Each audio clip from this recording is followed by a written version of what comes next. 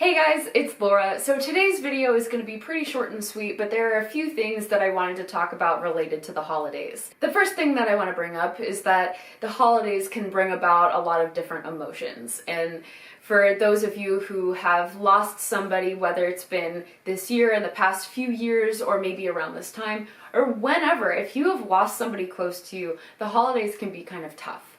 And to be totally transparent, I lost my grandfather this past week, and it has been extremely difficult. I am very close to him, and I love him dearly. He's been a huge part of my life, like my entire life. And knowing that, and knowing that he's not around, especially for Christmas, is really, really hard. And it's made me think about how many people are going through similar things. Everybody's story and everybody's experience is different.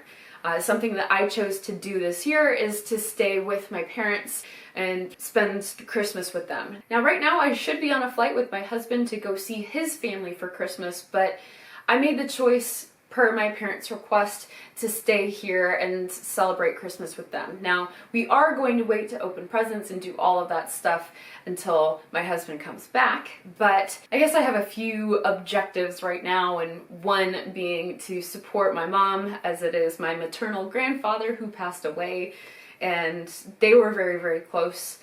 We have a very small, tight-knit family, so this loss is pretty big for us. I want to do everything that I can to make sure that she feels supported, she feels loved, and I also want to provide a sense of normalcy, because this feels really weird. I'll be completely honest. It does not feel like Christmas to me right now.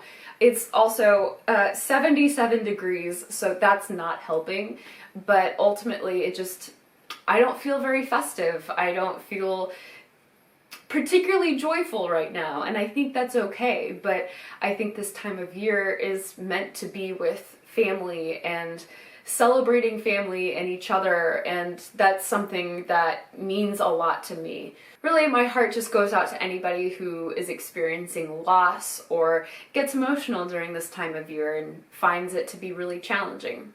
So that's all of the kind of emotional stuff that I wanted to touch on. But on another note, something that's pretty enjoyable about this time of year is all of the amazing food that's around. There's usually a lot of sweets and treats and delicious things.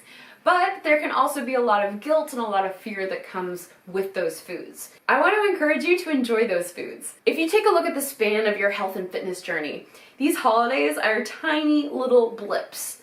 They don't matter in the long run. While of course it's important to be mindful of what you put in your body and all that stuff, if you're consistently focused on that, even just 80% of the time, enjoy the other 20%. Holiday, perfect example of that 20%.